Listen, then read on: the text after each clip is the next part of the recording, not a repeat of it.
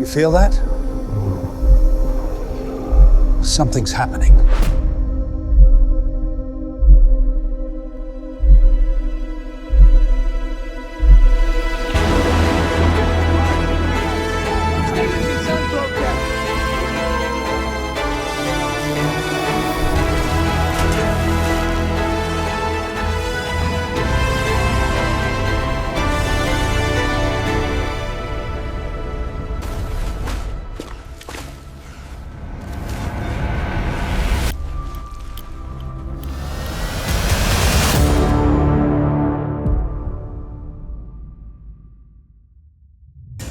Before the switch was thrown in Philadelphia, it began as a question on a chalkboard. Could light be bent around steel? Could a warship step sideways through the world's attention? In 1931, the minds gathered.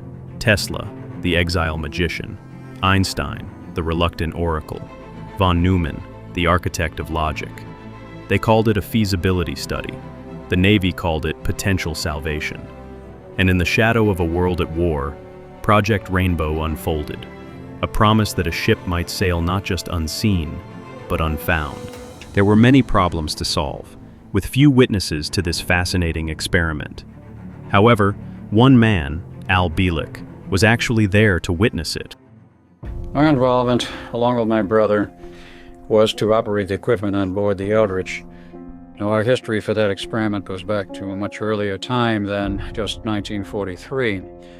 We were introduced to the project in 1940, and to go back further than that, I would have to go into a little bit of a family history. So I was not born Bielek. I was born Edward Cameron, son of Alexander Duncan Cameron Sr., and I was born in August of 1916. Brother Duncan was born in May of 1917. We had the same father, but different mothers. My father was already in the Navy. At that time, he was an enlisted seaman, bosun's mate.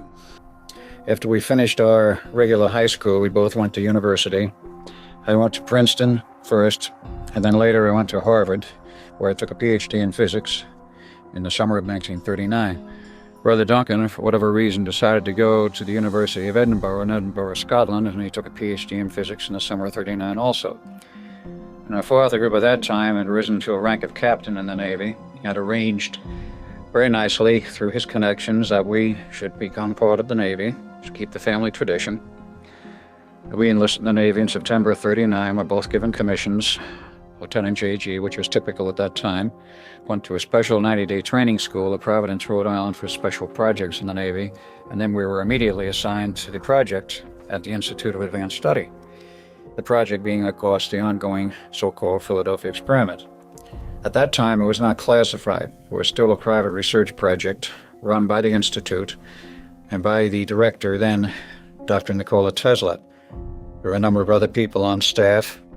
Of course, Albert Einstein had long since joined the Institute in 1933, along with Dr. John von Neumann and a number of other people. There were many people involved in the background development of the physics and the math for the project. It all had its beginnings in 1931 when Tesla, Dr. Emil Kurtenauer, who was a staff physicist at the University of Chicago, and Dr. John Hutchinson, who was then dean of the University of Chicago, got together in Chicago and did what they called a feasibility study and decided, well, maybe something can be done to make an object invisible, and they felt they had the brain power to do it. Nothing happened until after they were at the Institute. It was transferred there in 34. And in 36, they had a first test, which was only partially successful, but at least proved they were working in the right direction. Now, there are many other aspects of the background of this, other mathematicians who figured into this, Dr. David Hilbert from Germany, and some other people, Dr. Norman Levinson of the United States and his time equations. All of this I cover in my lecture and seminar. In any case, in 36, they had a partially successful test. The Navy was already involved funding the project on a sort of private research basis. In 1940, after we were on board, they had a fully successful test in the Brooklyn Navy Yard about September. And that was a small Navy tender with two ships adjacent, one starboard, one port, with the power cables. No one was on board that test vehicle, but the equipment, which was essential, was on that vehicle. The test was fully successful. The Navy was elated. Franklin Delano Roosevelt, who was involved in this project in the background from the beginning because of his friendship with Nikola Tesla, was also elated. And the Navy then classified the project and called it Project Rainbow. Of course, everything was classified, all the personnel working on it. And we then were moved into the Philadelphia Navy Yard as well as the Institute, and they had special classified offices for us to do our paperwork to go out for the Navy. There was lots of it even then. We were shuttled back and forth. The next phase was to make a large ship, because that one in the Brooklyn Navy Yard had no personnel on board, and it was a very critical aspect. The equipment was successful in terms of its goal to make a ship invisible. Also in those days, there was no feasible, usable radar of any consequence. In 1942, there was a test to be scheduled in March for a battleship, with Tesla being the director of the project. He had been appointed by Roosevelt as director, which irked Dr. John von Neumann no end, because he had a PhD and everybody else on staff had a PhD, and here was Nikola Tesla with no degree whatever. Yet an absolute genius, as everybody knew. And he fully deserved the position, something I think which von Neumann grudgingly admitted at a later date. In any case, in early 42, Tesla realized, because of his ongoing contacts with extraterrestrials, that is another story in itself, that he was going to have a very serious problem with personnel. They were no longer using low-power equipment as required for the tender. They were using some very high-powered equipment, 4 half-megawatt RF transmitters, 4 large coils driven by 2 75 kVA generators to produce the magnetic fields, rotating magnetic field and rotating RF fields, and all of the ancillary equipment. Tesla realized there was going to be a serious personnel problem. He went to the Navy, asked for more time. They said, there's a war on. Do what you have to do, but you have a test date. Meet it. Well, he decided the only way to meet it was to sabotage the test, because he was convinced it would be a serious problem with personnel, possibly some dead Navy personnel, and he refused to be responsible for it. So he sabotaged the test. Nothing happened. He bowed out. And at that time, Dr. John von Neumann was given the helm to take over. Dr. von Neumann decided he wanted to do his own approach. He changed from an analog approach to fully digitized equipment, i.e. pulsed RF fields, pulsed magnetic fields, designed all new equipment, used some of the equipment Tesla had used, and basically kept the same theory, but changed the actual hardware approach. As time went on, he decided he needed a complete test crew, which was obtained from the Navy by volunteering. Volunteers were obtained from the Navy from throughout really the whole fleet. They were trained at Providence, Rhode Island in the fall months of 42. The Eldridge was chosen as number DE-173 off the drawing boards in the summer of 42. It was down the ways in September of 42, went into dry dock, had the heavy equipment outfitted. They left number 2 gun turret open, so that they could drop the heavy generators down on the hold. They wanted a ship where they could bury the equipment, not have it visible to anyone, and if it was successful, immediately go to sea. July 22nd, 1943. The Eldridge powers up. Generators rumble. Coils activate. To the eye, the ship fades in the mist. On radar, it blinks out, then briefly returns. The test looks like a success, but the cost shows fast. Sailors stumble, get sick, and can't think straight. Some panic, others seem numb. The vessel is present enough to take commands, but something is wrong with the people on board. Their senses are off, balance gone, and memory scattered. What looked like a clean result on instruments is a mess for the crew, and it's clear the experiment has effects no one planned for.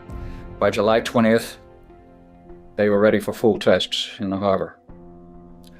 They changed the date at the last minute to the 22nd because of weather and other considerations. They had the first actual test in the morning of the 22nd of July, 1943. Object, full invisibility, optical, and radar. Insofar as the ship and the equipment was concerned, it was fully successful. But they had a personnel problem. They didn't realize it until the ship was ordered back to dockside. And they found those who were deliberately stationed on deck. So they had some below deck in various points running the ship. It was a skeleton crew. But those deliberately placed on deck as observers were totally out of it. They were very ill, nauseous, disoriented, and acted like something had hit them very hard mentally, which it had. So the whole crew was removed, ship was at dockside, and the Navy assigned a new test date, the 12th of August, 1943, and they did something additional. They made it a drop-dead date for that test. So everybody was all sort of up in arms. Why a drop-dead date? This was a research project. Why should they give us a date? Either you do it by then or forget it. We never did find the answer, except that it came from very high up in the Navy and possibly beyond in the Navy itself. It went to the CNO, which was very peculiar. We had our final test on the 12th of August. We did make some modifications on the equipment, night and day, around the clock. And by then, everybody was a bit apprehensive as to what the results would be, because Neumann begged the Navy for more time, and they would not give it to him. August 12th, 0900 hours. Orders. Proceed with test. The field builds. Then, absence. No wake. No water line. Just a wound in the harbor where steel used to be. 4 hours later, the Eldridge limps back like a ghost that overshot the grave. The mast is broken. The ship is scuffed. But the real damage is human, and some of it is welded into the ship itself. 12th of August in the morning, we went out, set up in the harbor. I remember my brother and I were very nervous, very apprehensive of trouble. I was standing out on the deck, waiting for the final order by radio to proceed. We're already on station. So we received the orders, in this case 900 hours to proceed with the test. So we fired up the equipment in the proper sequence, and 2 outside observers for the final test. There were 3 observing ships. There was a cutter which was close by. There was a carrier which contained the Navy brass, Dr. Van Neumann, and the rest of those who were interested in coming from the Institute. And a rather commercial ship, a merchant marine ship known as the SS Freyaset. They were interested in the test because if they were successful, they wanted equipment and as cloaking devices for the merchant marine, because at that time in 42, 43, the German Navy was having a field day sinking shipping coming across the Atlantic. They sank every other ship. 50% attrition was rather high. And they were hopeful that this system would provide them the immunity, the invisibility, if you will, so that their German radar could not pick out our ships and we may get across the Atlantic safely. To those who are observing from the outside, for the first 60 seconds, everything seemed to be going according to plan. I.e., the ship was still visible through a haze and a fog, but radar-wise, it was totally invisible, as that was the final order, to make it only radar invisible, rather than full optical. Then after about a minute and a half to 2 minutes, we're not sure exactly what time period, but it was about 2 minutes, suddenly the ship vanished totally out of the harbor, nothing. No water line, the ship was gone. 4 hours later, it returned. In the 4 hours, which is part of my seminar, and the lengthy discussion we get into in terms of the background, what happened in that 4 hours is very critical. But the ship did return.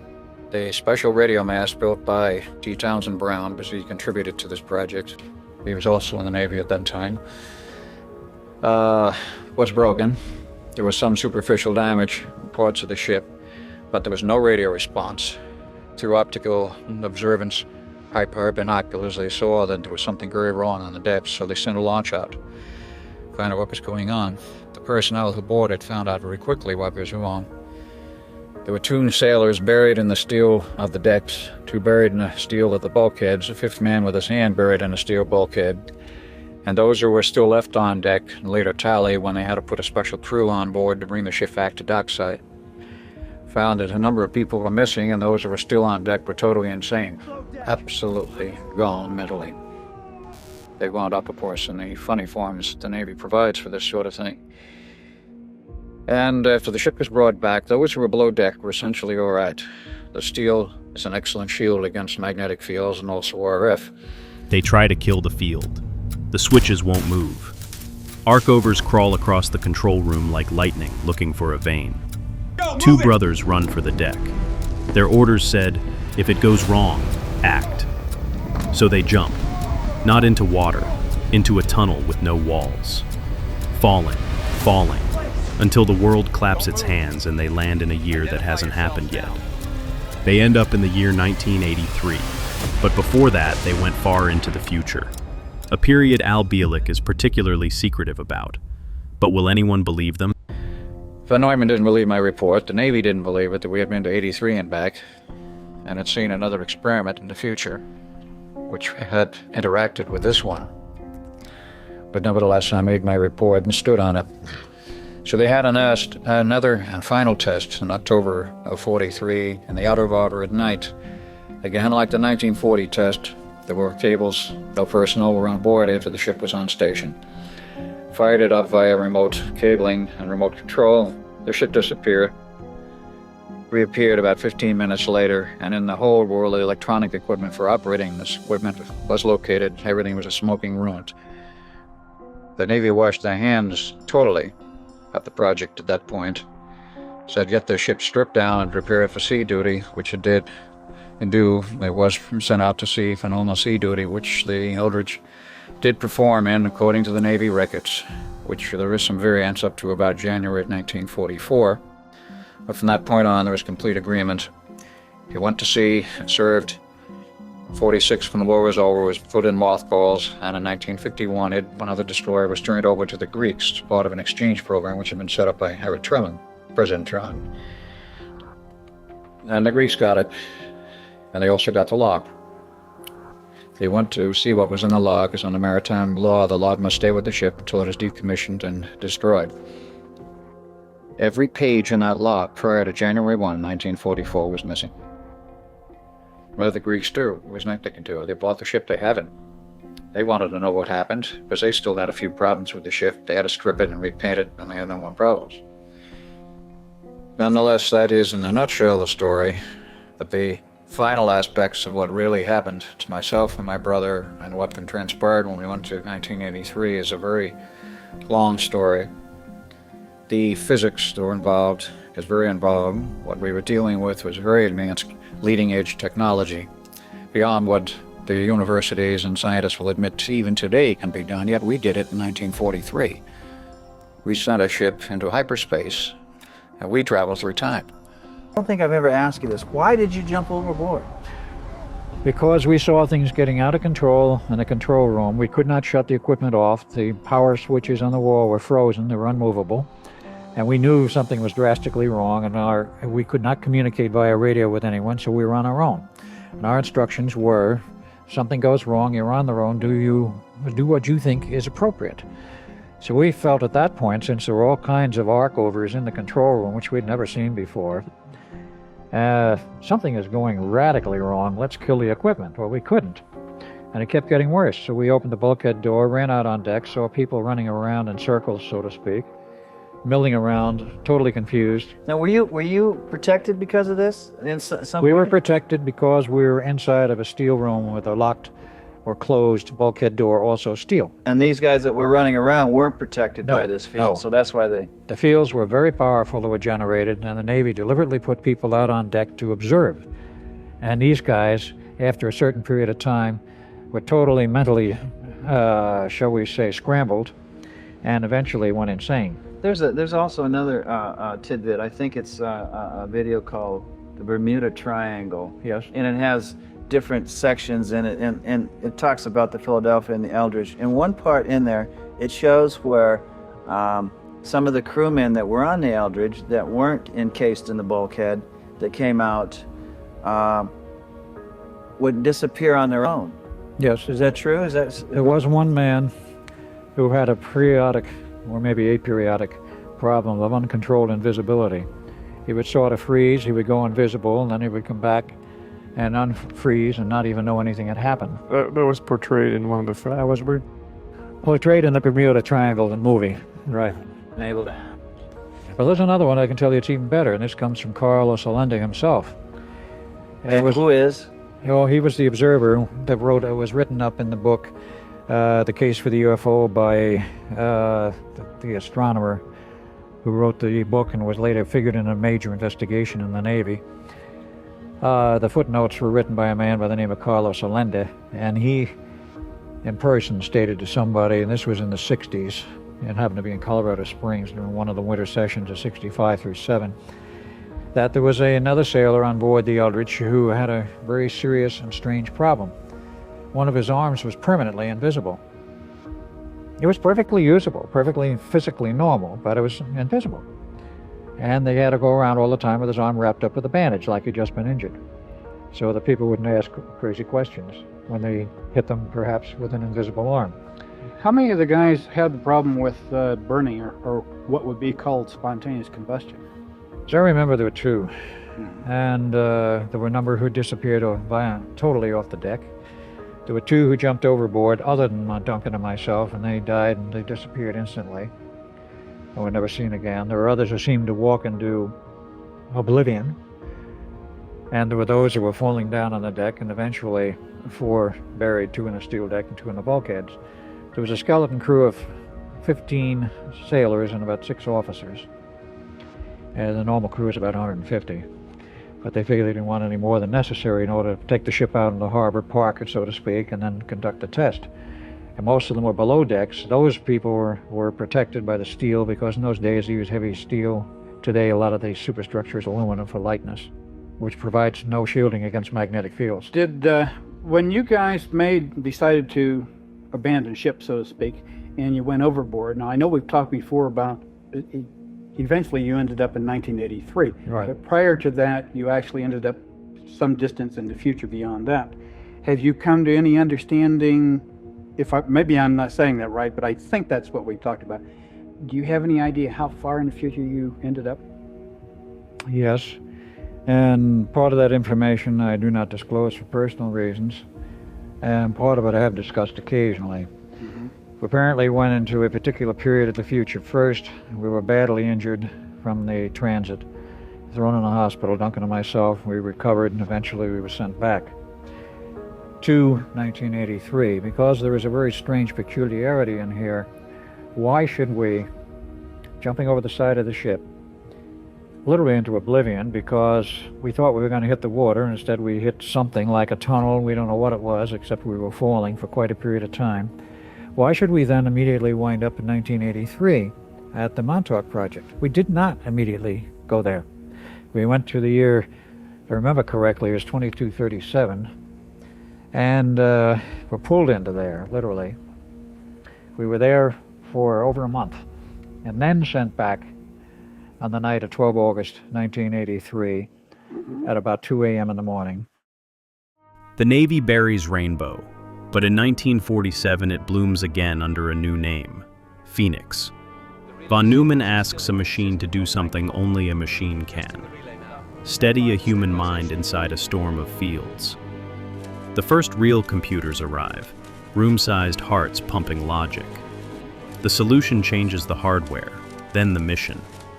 Invisibility evolves from ship-scale trick to toolbox size, smaller, cleaner, partial or total, deployed where secrecy can change a war or rewrite history. There's a lot that has been going on. Now, when the project failed in 1943, one of the problems was they had no computers. There were some very crude analog-type computers at Harvard and MIT, but there were no all electronic digital computers as we had today. Now, when Von Neumann was asked to reopen the project in 1947 by the Navy to see if there was anything salvageable and if he could really find out what went wrong, he was told he could take all the time he wanted for a change, and he did. Aside from other projects he was also involved in at that time, eventually by 1949 he realized what the problem was involved certain aspects of the nature of the beast called man. Plus, he also needed to control the entire problem. He needed a computer. Well, no computer existed at that time as an electronic computer, so we had to go back to the lab and develop it. And he did. He is the father of the modern whole electronic computer in the digital form. He developed it. All the books are still on the shelves at the Institute. I went back there in my research and found them. The computer is developed by Dr. Von Neumann and Dr. Goldstein. All of the math, all of the block diagrams, so forth. But he finished and developed one that was workable, gave to the government in 1952. He also worked on a continuing mode on this project And in 1953, I was no longer part of the project or any part of any of this work from 47 onward, which is another part of the story. I do not know what he found as a solution that was workable, but he did find a solution. It required a computer, it required a modified approach to the invisibility effect, and he developed a full new system, gave it to the Navy in 1953. They tested it on another ship, and I do not know what ship. There were no personnel side reactions. The project was then declared a success and, again, reclassified. They changed the name to Project Phoenix. Now, insofar as the Invisibility Project is concerned, that aspect continued to be developed and went through many generations. Computers, of course, got out of the tube phase into solid state. We now have very powerful solid-state computers. It's not much bigger than a television set, for example. Some of them were much larger than this poster, but some, even the handhelds that we use today as personal calculators, have more power than the tube-type computers that were built in the 50s. In any case, they solved the problem. He went through many generations of modification, eventually wound up being employed on aircraft. The B-1 bomber has a full invisibility shield. B-2 bomber, the stealth has it. The large Navy supercarriers have it. It's gone down to a personnel size, from what I understand, and if any of you have seen the supermarket supplement newspapers, which I think everybody's seen in the supermarkets, they had one time, some months back, had a picture showing the invisible Secret Service agent who was fishing along with the president. Now, I have a copy of that color, which came through channels. It was no joke. They can now make a person invisible controllably. The technology for that I do not know, but it is now down to a very small personnel size. They can even make vehicles invisible if they want to. Let me tell you about another little side project, which I've not talked about publicly. That was called, as the name was, the Phoenix Project. This, of course, was an umbrella, which started in 1947 and covered many, many projects, including the continuation of the Philadelphia experiment after 47. But it covered invisibility, it covered mind control, it covered eventually the time tunnels at Montauk. But in the Vietnam era, there was a lot of strange hardware and projects tested. That was really a 10-year testing ground for the military, and for the CIA, and for a number of things. You mentioned, why can't they make an army invisible? Well, let me go a little step further and tell you I've talked with a person who ran the equipment over in Vietnam. It's about 1965, where he was given this collection of hardware, what appeared to be fence posts, perhaps this high, maybe that diameter, stood on a self-supporting pedestal. He was told to put them out on the Ho Chi Minh Trail, 2 on either side at a north point, and 2 more on either side, maybe half a mile further south. There were no connecting wires. There was a console to control these 4 posts, if you will, perfectly visible while the equipment was off. He was told what procedures were to turn the equipment on. He did his console. There were no connecting wires. There was no visible source of power. And the post became invisible. And nothing looked any different. But that's a post, not a human. The post became invisible. Nobody could see them. What was the purpose? This was on the Ho Chi Minh Trail. The purpose was to make Ho Chi Minh members of North Korea disappear as they came down the trail. And they did. Wholesale. They would walk into this area and they vanished and nobody ever saw them again. Unfortunately, the field started to expand. And they started getting American troops. At which point the equipment was shut down and removed. You know, I don't remember where I've heard that, but I've heard that somewhere before, maybe English. Well, without using names, I've talked with one of the people involved directly with that project. I can't remember where I heard it. Maybe. So where'd they go? Into another dimension, someplace, I don't know where. This equipment, from what was described to me, probably was not built here, because it had no surfaces of where it was connected, where it was attached, where it was welded, riveted, totally smooth surfaces, no visible source of power, no interconnections. Well, in other words, you're saying then it may have been alien. It may have been alien equipment. Since I never saw it, I don't know. But the description was such that it would appear to have been. Various projects were put under this category of the Phoenix Project. There was the mind control projects. There was the continuation of the Philadelphia experiment. They changed the name again. And of course, the continuation of work on time and time studies. So all of this was ongoing. Eventually, the Montauk Project That is, that part of the Phoenix Project, which took place at Montauk, Long Island, came into being, and that was in the mid-70s, early to mid-70s, and this involved time tunnels. They perfected what they already had from the 40s, 44, 45, time movement, i.e. you had a time machine where somebody could move through time. But it took many years to get this thing down under complete control, and then to expand it to the point where you could control two elements at the same time, not only your relative position in time, but your actual physical location in the universe, at least insofar as this galaxy is concerned. They were able to control both simultaneously. This was a very advanced technology. We didn't have it. It came from the aliens. There was a cooperative effort between aliens and the U.S. government, or the private interest working with the U.S. government, at Montauk. There was a multifold purpose for this project. One of them is the aliens wanted use of the project, which they were given. Now, the other thing that turned up, of course, when the time tunnel was finally made fully functional, they had their choice. You could move through time and physical space location at the same time, or you could do time only, or you could do space only. But tell us now about how you got to Mars, answering Roger's question. We've had colonies on Mars for a number of years. In fact, your audience may be familiar with a book and then a movie entitled Alternative 3, in which it documents the landing on Mars unmanned on May 22nd, 1962. This was done on Anglia TV in 1977. And we've had bases on the Moon and on Mars. And what happened basically was, after these surface bases were established, there was exploration. They found what were apparently entrances to the underground sealed from the surface. It would take heavy cat equipment, bulldozers, to break into, and they didn't have that kind of equipment up there on the surface. So they radio back to Earth and says, hey, it looks like we got entrances to an underground of some sort here we can't get into. You guys down on Earth got any suggestions? So it went to the Montauk people, and they asked for coordinates on the surface of Mars. And they says, we can do the rest. If you give us coordinates, we'll see what we can find. So they set it up through the computer for a tunnel, if you will, into an underground section on Mars at the coordinates where they had them given to them. So they sent a camera first in case they wound up in solid rock. All they would do is lose a camera. And it turned out they didn't lose the camera. And they had some pictures come back of a real underground cavern of some type. So they sent a team up through the same tunnel, the same coordinates. And they got automatic correction for all the celestial movements and built into all of these computer systems, so there was no problem. And they found a huge underground cavern system.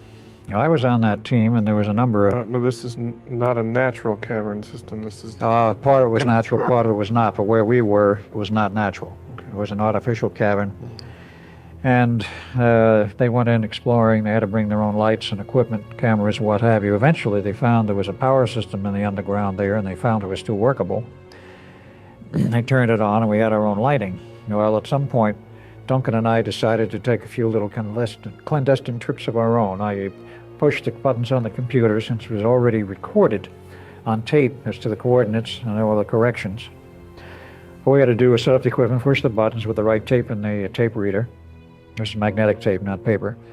And when the green lights came on, the tunnel was open and said, go, we went. So we did 2 exploratory trips of our own. We found all kinds of artifacts, remnants, records, and whatnot. No evidence of any life. But it was a huge system of caverns, and we didn't explore very far because we were limited in our time. Second trip back, we were caught because there's an automatic computer count as to how many times the equipment is used and for what. So we were slapped on the wrist, and we were split off from that operation. And it continued after that, I'm sure, but who was running it and what they found after that, I don't know. But the reason for going to Mars to make that exploration was because of a request by the surface colonies.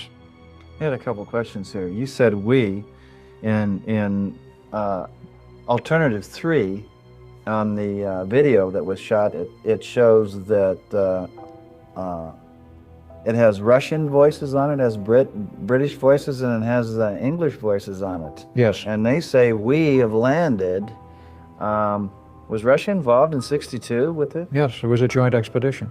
Okay, and then once you said we had artifacts in there, but no sign of life, do you mean... In the underground. Okay, but artifacts representing some form of life prior to then? Yes. were they statues? Or, Yes, they were statues. and did they look like statues of people? They did. They looked like statues of humans. They were rather tall, rather large. They looked like they might have been religious statuary from their shape and form. They were all in good condition. Anywheres up to 10 foot high, 12 foot high, like you will see much religious statuary in some of the cathedrals today. It was oversized. Then you have some that's much smaller. And this whole thing was set up at Montauk? Yes. Okay, so then you and Cameron being the guinea pig only because you were affected the first time through. Is that true, or why were you chosen again to do this? That's a good question. As Al Bielek, I was chosen to be part of the Montauk Project, and I can't explain why I was chosen. Yeah, but see, when I was part of the Montauk Project, it was in my second identity, not as Ed Cameron, because Ed Cameron ended in 1947, courtesy of the Navy or whomever.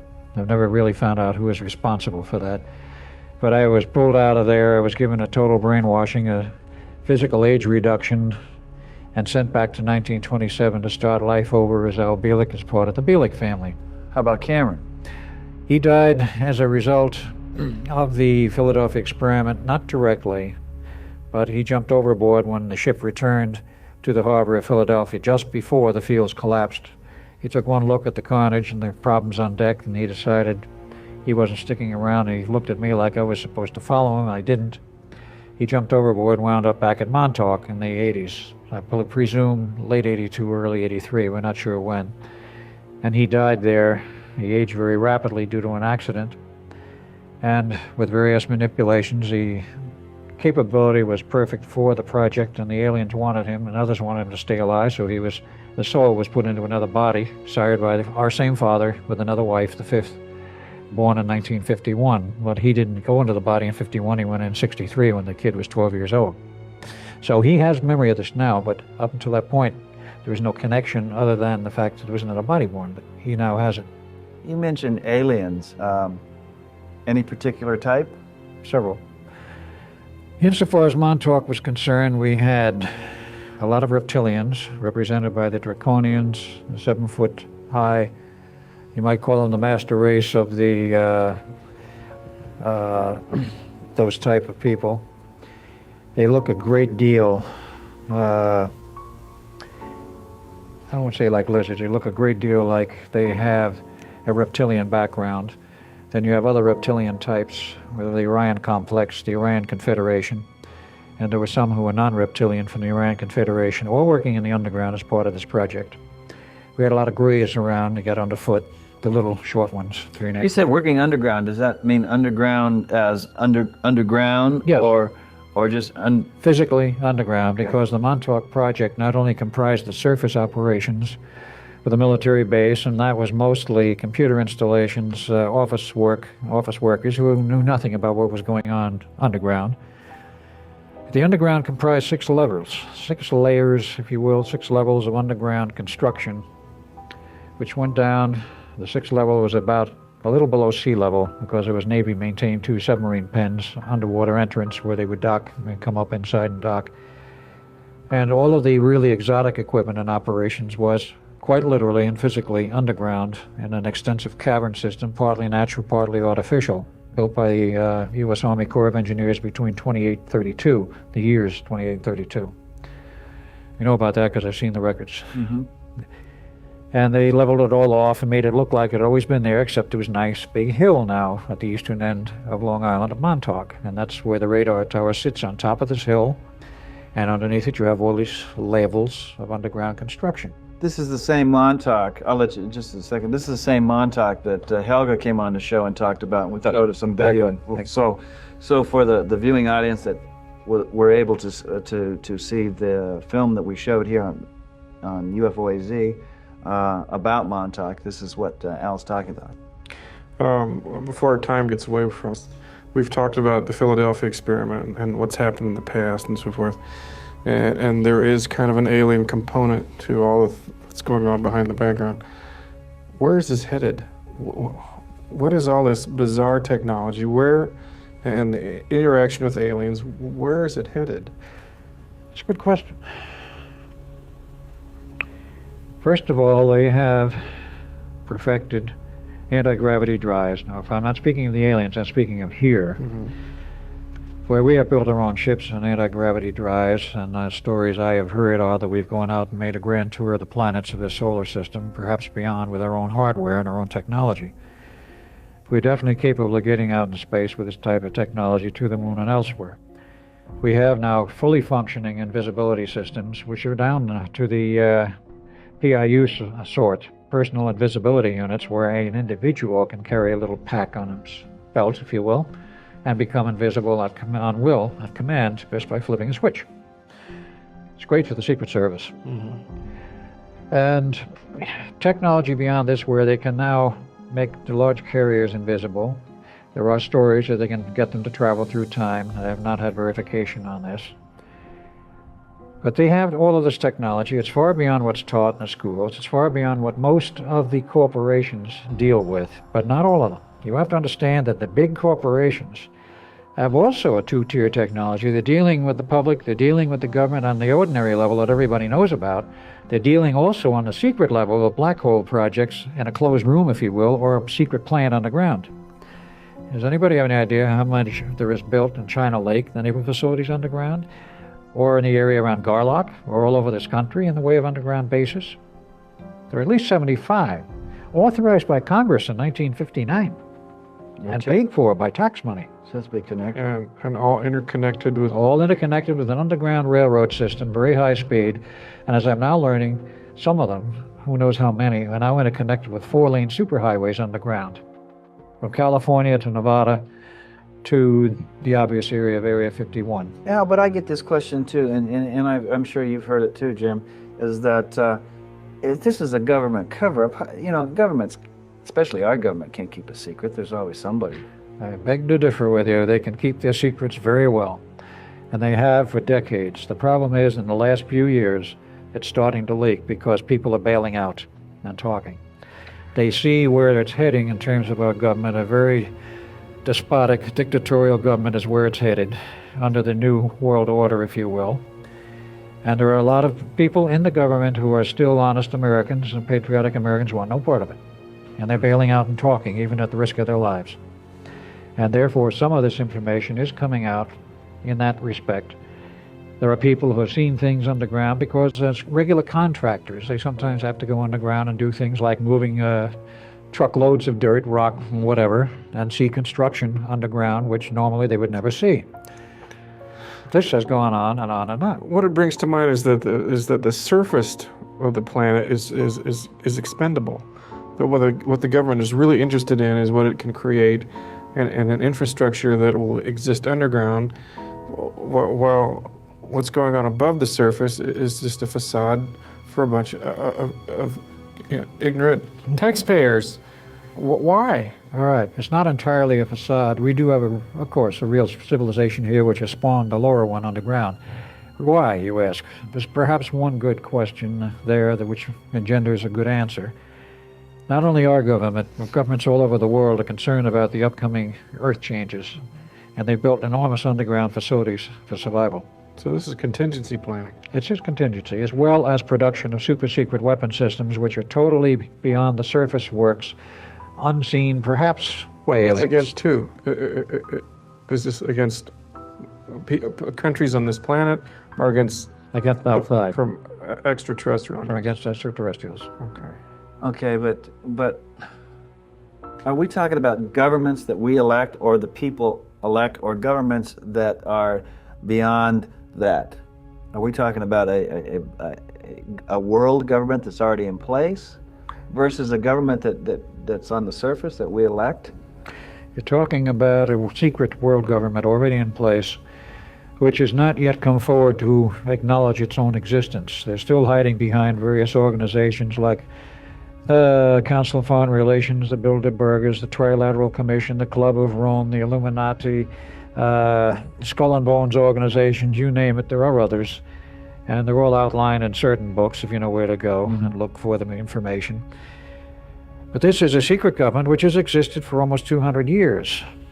And it's ruling in secret and is manipulating the so-called elective governments, because many of the congressmen and senators, not knowing what's coming down, go to Washington when they're elected expecting to do a job for the people. And within a few months, they found out what's really going on, and most of them have buckled under and have sold out. I dare say we're beginning to see that with the Clinton administration. Oh, yeah. But who's the ultimate controller? In other words, you've spoke very directly about the Orionites, you've spoke about the Draconians, and others. And there's been a line of discussion for some period of time by a number of investigators indicating that these guys are not nice. A lot of them are not. I'll agree with that. There are some, quote, nice guys out there, unquote, but they are somewhat hamstrung. They're somewhat befuddled in trying to give us any help. In some cases, they won't because it's their policy not to interfere in the internal affairs of another planet, i.e. Directive 1, if you know from Star Trek. And they follow that policy quite religiously. Maybe that is a religion with them, I'm not sure. We're at a point then where essentially we have been, conquered from within? We have been sold out in a certain sense by our old governments because in 1954 there was a panic to make an agreement with the alien nations because we were confronted by a superior technology we did not know how to cope with. And the object was then make an agreement, make a treaty to buy time to see if we can handle the situation later. To a large extent, we have handled a situation that we have caught up with much of their technology, certainly not all of it. But we can now go out into space. We have weapon systems which are very exotic. We are working with things like superluminal communication systems which have been developed in the 60s and the 70s. We have now working with not only time travel but with teleportation or some of the newer experimental work. The only area that has not been conquered in terms of modern science is the genome, which is the secret of the actual functioning of the cell and the reproduction of the human species or any other species. Throughout Project Rainbow, Phoenix, Montauk, and other connected programs, the ET or UFO connection was prevalent. There are some whistleblowers who claim this connection continues today, and that many of the UFOs witnessed are in fact back-engineered technology. Okay, if I may, kind of tie this back into the UFO theme that we have here. Yes. What about secret government projects with UFO or anti-gravity flight capacities? Very definitely, there have been many. The anti-gravity research, I think to be fair about it, would have to go back again to Nazi Germany. They were perhaps the first to work on it and actually produce working hardware. Very few people know that they developed, and of course Mr. Trzecki, who was giving a lecture here at this convention on the development of German UFO aircraft and anti-gravity systems, has given a lot of information out, but I was also aware of this prior.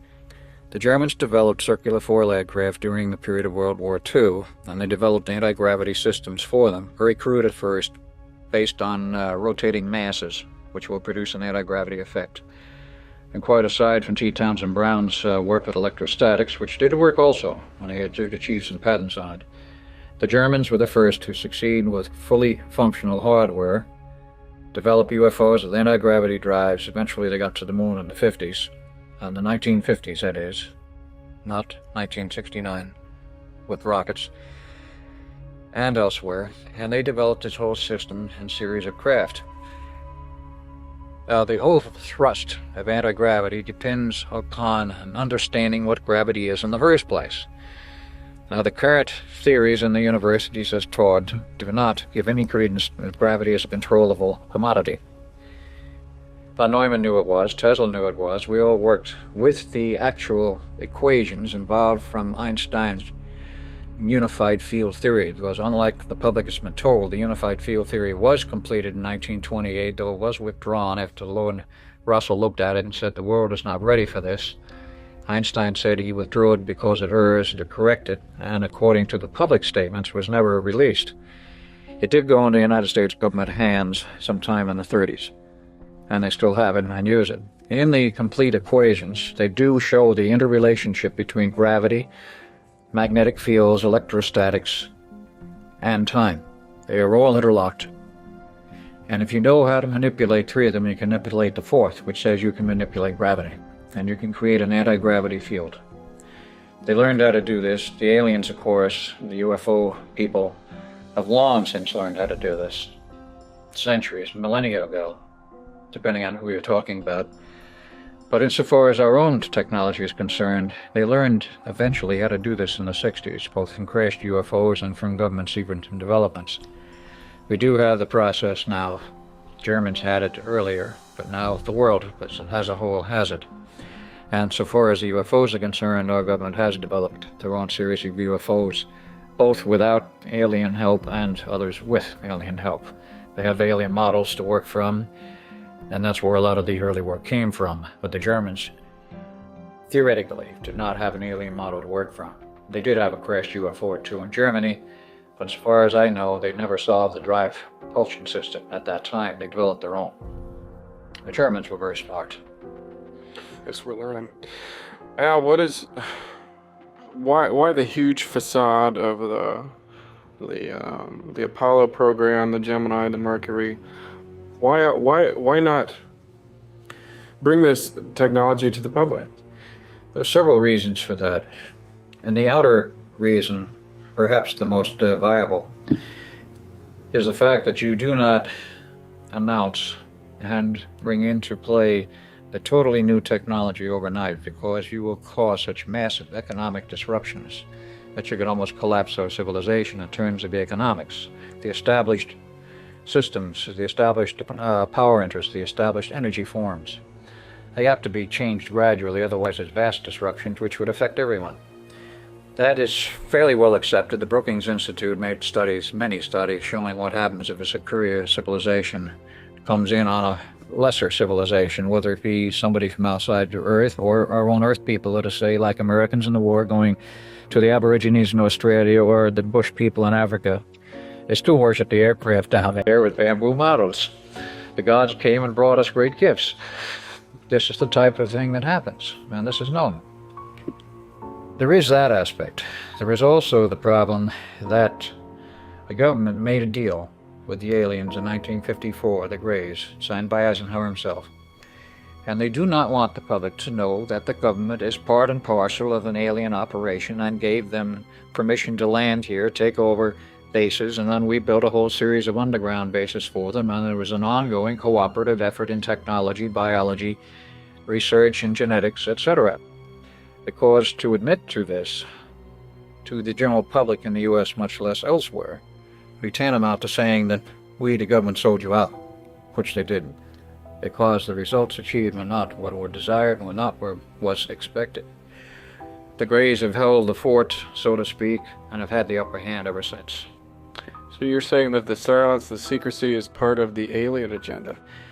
As part of the alien agenda, because the agreement states that there would be an exchange of technology as one part. Another part was of the non-interference with each other's society, technology, and civilization. If we would leave the aliens alone, and theoretically they would leave us alone.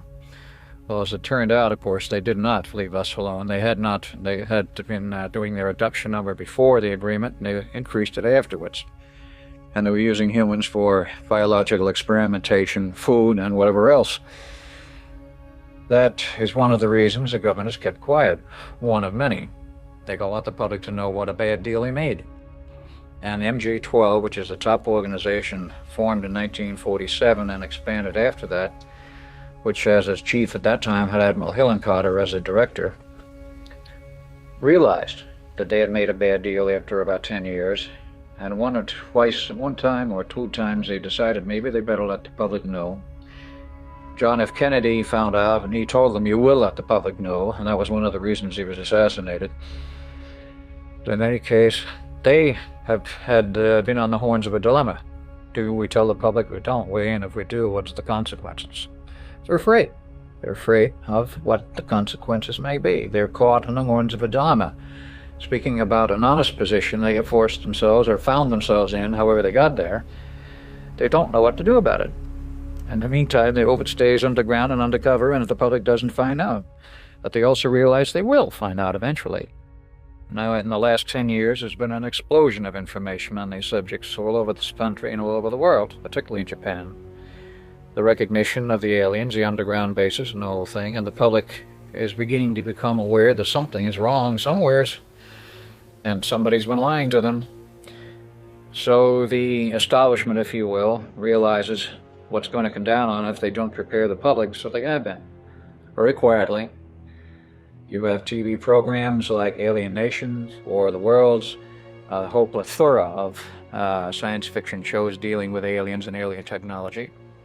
Science fiction things dealing with the future and all of this. And leakage of information through the regular UFO channels from various people who literally are planted to give certain amounts of information and also disinformation, so that the whole program is carefully shaped. That's just my view. It's carefully shaped so that at some future point they will admit to the bias. And by that point, the public will not rebel. That's the goal. We seem to be seeing as Glasnost, with the collapse of the Soviet, or the communist regime in the Soviet Union, the Cold War is evaporating. And with that evaporating, do you see an increase in more public information based to reveal the alien agenda or the alien presence of this month? A great deal of information was released in Russia. There were articles in TASS and other areas about UFO alien landings in Russia, which were not published in the U.S. There have been certain Russian scientists who have been working on the UFO problem, and at Wendell Stevens' convention last May, there were 3 Russians there, one a female cosmonaut. And those people who are dealing with the alien problems, and they know that there is an agenda in Russia, and they said this, and that there is a group there who were assigned to study this problem. It is now accepted and realized in Russia. It's part and parcel of the Glasnost program and prior, that they have to deal with this problem. They can't ignore it. They did ignore it for decades, said it was all a fabrication of the West as part of the Cold War. It was the original line. And they have dealt with it. Now, insofar as the collapse of communism is concerned, this may, hopefully, augur an increase in exchange of information and further openness in Russia.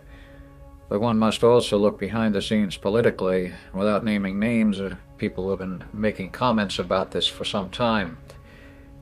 The coup was engineered. It was engineered from the outside because certain world powers, financial interests had lost control in Russia, and this was an attempt to regain control and put the whole agenda back on line and on track for the, quote, New World Order, unquote. It failed, but now, of course, we face the prospects of what are the alternative plans which they had in the wings in case the first plan failed. We may yet see civil war in Russia between warring republics. They may get it together. But let's hope they get it together, whether it be under Gorbachev or someone else. Now that they've scrapped the Communist Party, buried the KGB records, and have given at least the appearance of wanting to go to fully democratic institutions, and certainly many of the republics want this, and I'm all for it. But one has to recognize the fact that Russia was a world power which is now almost evaporated, except for the military aspects, which is not evaporated by any means. And the missiles have not evaporated either. We have to look at it very soberly and say, is there going to be a power vacuum there? What's going to replace it? And just what is really going to add? On the surface, it looks good, and let's hope it is. But one must not be too excited and too content and say, well, it's all over in Russia. There's conflicting alien groups out there. Oh, yes. That this conflicting theories. Right. Well, there's some of the theories would suggest that that there's competition among alien groups for this planet. Yes. Was the technology, and this dates back to the Philadelphia experiment, was the development of that technology part of an alien agenda? To the best of my knowledge, no. That was domestic, earth-born, earth-bred, based on approximately 1 century of development of theories of mathematics, understanding of physics, multiple realities, and all of this type of thing. The actual theory and the development of the hardware for the Philadelphia experiment was domestic in the U.S., and of course was not alien-based, but was a result of the research of many people over a period of time. Now, the control of that experiment in terms of the final date of the 12th of August is another matter. That was alien, and it was interposed because of a critical date in which they knew the fact that the Earth has its own biorhythms, and it was critical to synchronize with the Earth's biorhythms on the 12th of August 1943 with another one on the 12th of August 1983. This biorhythms peak out for them as a, you might say, a synchronization marker every 20 years on the 12th of August, plus or minus half a day. The aliens knew this, we didn't. Not even the people at the Phoenix Project knew this. This was only discovered, actually, insofar as our technology and science is concerned, in the late 80s of this century. Now, I have reason to believe that, let us say, some of the savants of India, the gurus in the Tibet, with their much greater base of knowledge, may have known this, because they always considered Earth as a living entity. And then obviously we'd have to be if it has biofuels. They knew it, but they weren't telling us about it. The aliens knew it, they weren't telling us about it. But to answer your question directly, no, the hardware was developed here, terrestrially and domestically. To the best of my knowledge, there was no alien intervention in the Philadelphia experiment. Phoenix Project is a totally different story.